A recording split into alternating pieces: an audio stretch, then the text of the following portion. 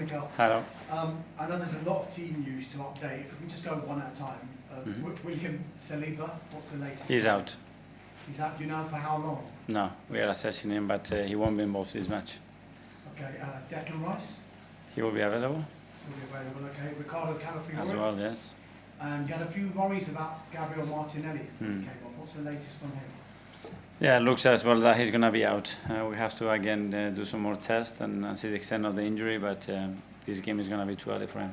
And I know Bukayo Saka came into the game with illness and you took him off. Yeah. Is he going to be okay? Yeah, he's going to be fine. Okay, just on Brighton, what have you made of them so far this season, and a familiar player in great form up front, someone you know very well, is Welbeck, seems to have a habit of scoring against his former clubs. Is he someone you're going to have to... Hopefully not tomorrow. Yeah, very happy for him to see as well. Obviously we were teammates, and now the whole history of him and the goods and the difficult moments that he has in his career, so I think it's remarkable what he's doing. The same with the team and Fabian and the coaches. The continuous work that they've done at that club is incredible. I think Fabian has added something slightly different as well, and very well prepared team. Very difficult to beat them. You've seen the results against the big teams as well. So we expect a really tough match, obviously. Given the number of fixtures you've got just now, it is a test of your what is a very, very strong squad. Should we expect a lot of changes? I know you're not going to give us the team, but should we expect a lot of changes tomorrow?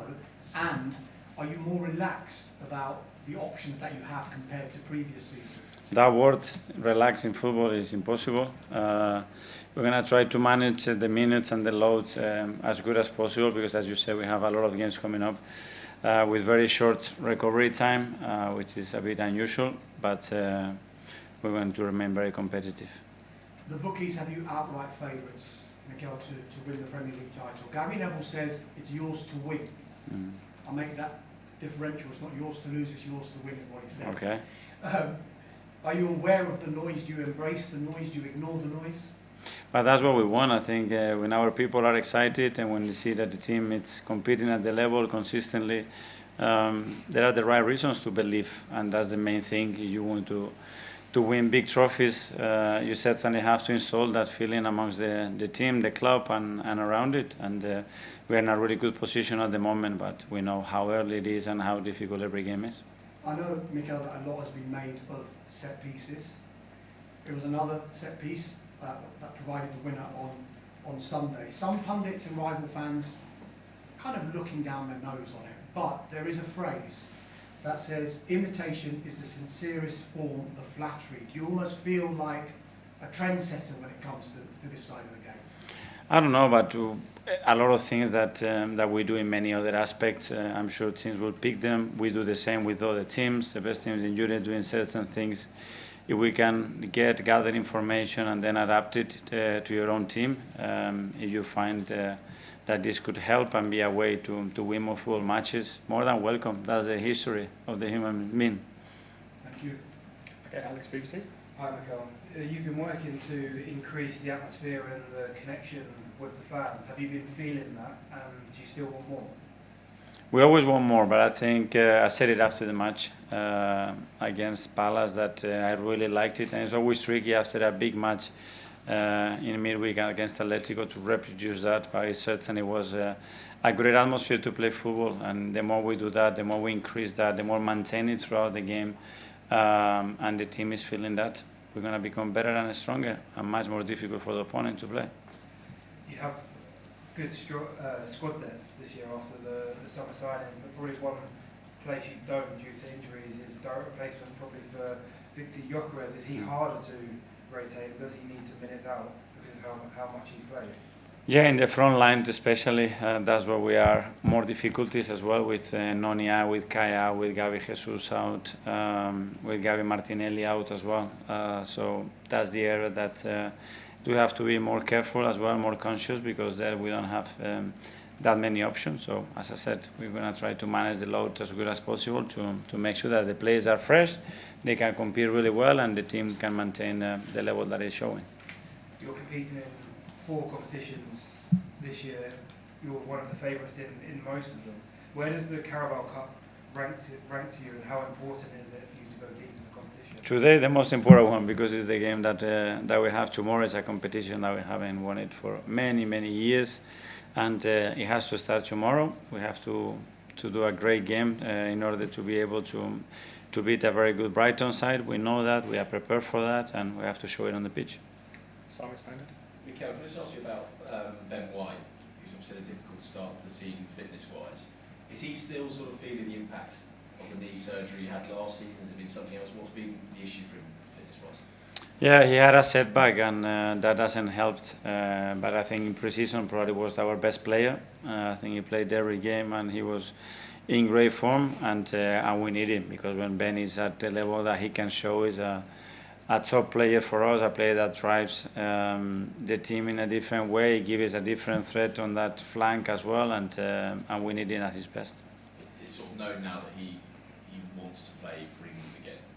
Do you feel he's got the time to break into Tuchel's squad before the World Cup, and are you eager to give him the opportunity to show Thomas why he should be picking him? Yeah, well, it's still a lot of months to go, and in football everything can change one way or the other, and if Ben wants to do that, if Thomas believes he's the right player to do so, so happy for him. He will have here, I'm sure, a lot of minutes, a lot of opportunities, and obviously his background talks about himself in the best possible way to give him the chance to be there. Tom, Football London. Hi Mikel, throw some stats at you. In the first 5 league games of the 2019-20 season before you arrived, Arsenal conceded 109 shots on goal, and 34 of those were on target. In your last 5 league games, you conceded 33 shots on goal, just 7 on target. It's a massive change over the course of your tenure. Was that a key area that you kind of identified when you first arrived that you were desperate to change? Well, yes, because I think we discussed the other day about the very close relationship between keeping clean sheet or not conceding goals and winning major trophies, and that's a foundation that we are building over the last 3 years, I think, and we need to continue to do that. And tomorrow, again, in competitions that you are in or out, you know how crucial that is. And Dharmesh alluded to people perhaps looking down their noses at the idea of set pieces. I just wanted to run a quote by you. The quote from this person reads as follows. I love the quote from Michael Richards when he says, when Arsenal does something, everyone has something to say. This is true. This is the reality. Do you know who said that quote? No. That was Granit Xhaka back in 2022. Do you think he's right? Is it when Arsenal do something, everyone has something to say about it? I don't know. I don't take it. Probably it is true, because it's such a big club that obviously we make a lot of noise with it, whether it's good or bad, whatever. But that means that people are paying attention to that. We know our history, and that's very normal. Hopefully we make noise for the good things. James, Athletic. Hi Mikel. Hi. We saw a little bit of Pierre and Capier at the end of the game at the weekend. Arsenal fans will be looking forward to seeing more of him. He's obviously a really versatile player. He's played different positions in different systems. How do you envision his role in your team, and do you see him more as a central defender or maybe a fullback? Both, I think, and he's a warrior. He's gonna bring such intensity, physicality, emotion to the team as well. His quality on the ball is a player that is super keen. He can play inside, he can play on wide position. He's done it, as you said, in different ways, and now we need to get him up to speed, because the moment that physically he's at his best, he's going to raise the level. Right. Another player in the squad who might be hoping to feature tomorrow, Ethan Ranieri. Last season, a lot of his football, I guess due to injuries, came in the wide positions on the right-hand side. This season, most of what we've seen from him has been in the centre. I just wondered, is that something that's been instigated by you, by the player? Is that a choice for his development? What can you say to explain this kind of change for him? A bit of everything. At the end, the context of Bukayo's injuries and not having a replacement as well opened that opportunity for him to break in and have a lot of minutes at his age. And now that he's more settled, he's more stable, more mature, we see him a lot playing inside in both positions. That's where his biggest threat is. That's where I think he feels most comfortable as well, and he can connect better with teams. But that doesn't mean that he cannot play wide. He can do it still, but I think now we need to start developing more in one position. James, ESPN. Hi, Mikel. Hi. I'll ask you about Kepa. Yeah. If he plays tomorrow, I'm guessing you won't tell us if he will play tomorrow. I know that's it. If he does, it'll only be his second game. I just wondered how did you tell the goalkeepers how it would work this season? Is David? I mean, I would suggest he is probably first choice David Wright. Is that what you told them? Is David Wright first choice and Kepa's competed? I never do that, but I don't do that with any player. I think at the end they have to earn it. Obviously, David has been incredibly good for us in the last few years, and Kepa knew that when he came in, but he's ready to compete. I mean, if I have to highlight behaviors in that dressing room and culture, probably I will mention him as a number one, because again, he's coming into a different environment after winning everything in football, almost being in the national team, Chelsea, Real Madrid, big clubs, and he comes here and every single day he's behaving like tomorrow's train station is the most important one of his life, and he will have his chances to play. He's in a really good place, and if he plays tomorrow, I'm sure he will be really good. From the way that you talk about him, is part of the sort of top form we're seeing from David is actually down to the position that Kepa's provided? Because that connection, and I think the environment that you create between the goalkeepers and the coaches, it's unique. They are unique. To be a goalkeeper, you have to be unique.